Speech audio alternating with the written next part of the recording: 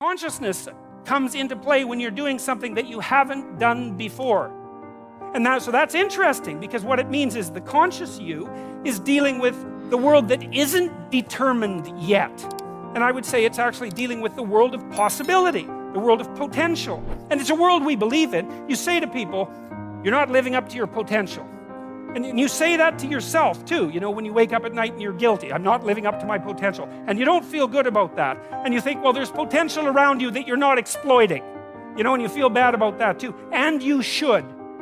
So it's a good source of guilt and shame. Not enough to crush you maybe, but enough to wake you up. And it's certainly not something you hope for the people that you love.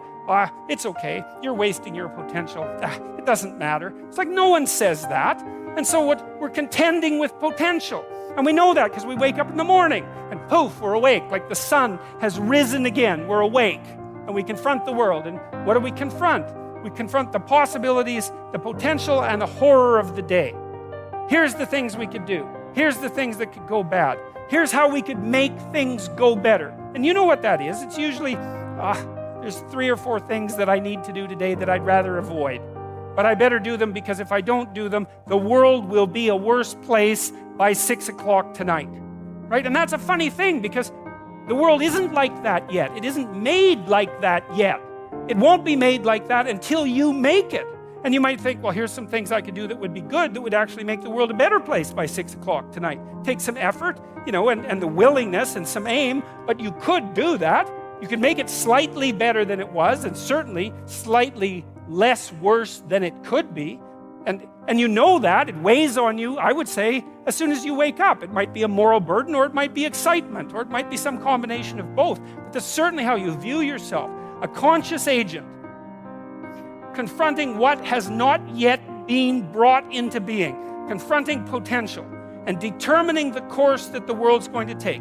Maybe just in your small area, but who knows how big your area is and how much what you do echoes around you. You know, we have an idea in our culture that each of us is the center of the world. That's why you're part of the sovereign state. That's why you vote. That's why the future of the state itself is dependent on your decision. Because we've decided over like a 10,000 year period that you're king. You, for whatever reasons, it's on you.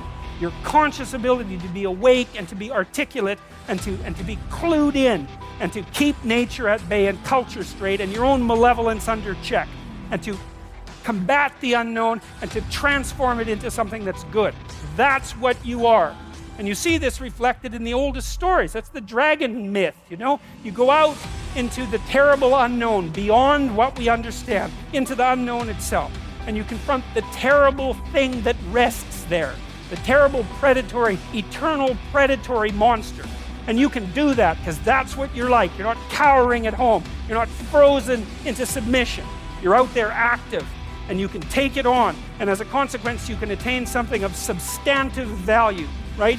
And that's you. That's the transformation of you, because now you're braver because you've done it. But it's also something now that you've garnered from the potential. And you can bring that back and you can distribute that into the community. That's the story of humanity. It's the oldest story we have, and it's correct. There's this idea in Genesis, and I'll end with this. So there's this idea in Genesis that at the beginning of time, there was potential. Tohu vabohu. There was potential. There was nothing. Like the nothing that's there when you wake up in the morning, that's just the potential of the day. It's all sorts of things that could be, but nothing that is.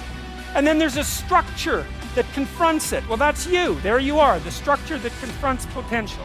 And then there's the personality that you use to confront it. So in Genesis, the personality is logos, and it's something like truthful courage and communicative ability, all amalgamated. It's something like that. So, and it's a lesson. It's like, okay, there's the potential. What are you supposed to do with it? Well, there you are, ready to confront it. How do you confront it? With truth and courage. And then you transform it into what exists. You take the potential and you transform it into being itself. That's your job. In Genesis, when God does this repeatedly, he says something repeatedly. He says, after each day of doing this, and it was good. I mean, and it's repeated. So it's like it means something. It's repeated. And what does it mean? If you confront potential with truth and courage, then what you produce is good. So that's a good thing to know if you want to produce what's good. It's like confront the potential with truth and courage, and what you produce is good. Great. So that's a nice thing to know. It's a fundamental ethical axiom, and it's sort of predicated on faith. It's not easy to be courageous, and it's not easy to tell the truth.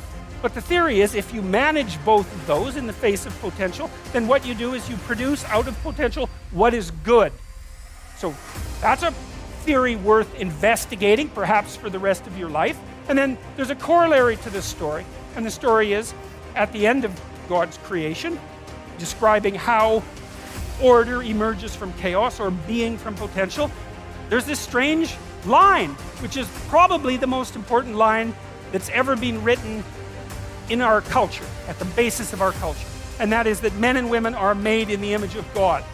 And what does that mean? Well, if God is that which confronts potential with truth and courage and makes what's good out of potential, that seems to indicate that we have the same faculty. Like on a smaller scale, we're not omniscient, but we're not bloody well nothing. You know, our conscience is integrally tied into the structure of being in some manner we don't understand. And it certainly is the case that we take what isn't and turn it into what is. That's something, man. That's quite the trick we've been able to manage. And so we're made in that image. And so what are we supposed to do? Well, that's what we're supposed to do.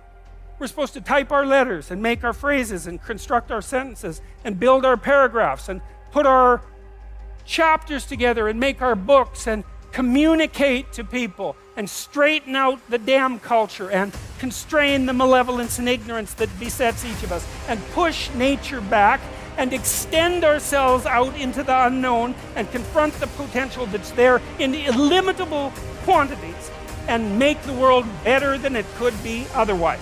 To move it away from hell, and it can certainly become that, and toward heaven to the degree that we can manage that. And that is a good enough goal. That's the thing. You need something, because your life is tough. It's hard. You need something you need something to get out of bed for and fight for. And that's something, right? To fight, let's say, against hell and for heaven. That's something to fight for. Especially, and if you want to be convinced about this, like read a little bit about hell. Read the Gulag Archipelago, or read Ordinary Men, or read The Rape of Nanking, or read about what happened in Nazi Germany during Auschwitz and all the catastrophes of the 20th century, and see if you believe in hell, and see if you think, well, maybe not having that happen anymore would be a good idea. And then think about maybe that's something you could contribute to. And then it wouldn't have to happen anymore. And that would be a good thing. And God only knows what great things we could manage under such conditions. We're becoming incredibly technologically powerful. And what would it be like if we became equally wise? Well, that would really be something. God only knows what we could manage in the next 20 years or the next 100 years, We're running at 40%, most of us, because we're half in and half out. And it's not surprising, because life is difficult. It's like, well, what if you were 90% in, or 95% in, or all in? Because you're all in anyways, right? It's a life and death game. No one gets out of this. Everyone dies. You might as well commit yourself. And you might as well commit yourself to the highest good that you can attain, because why not?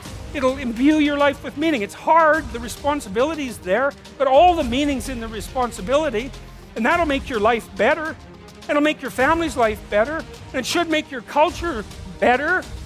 Maybe it make the world better. It's like, that'll justify your damn miserable existence at 3 o'clock in the morning when you're wondering what the hell you're doing here. And that's a good thing, because there's going to be days when you're aching and tired and sore, and there's people in your family that are sick, and you're cynical and bitter, and you need a reason to get up, and you think, yeah, well, a little more heaven and a little less hell, maybe I can pull that off today and tomorrow and next week. And that's worth struggling forward for. And so that's how it looks to me.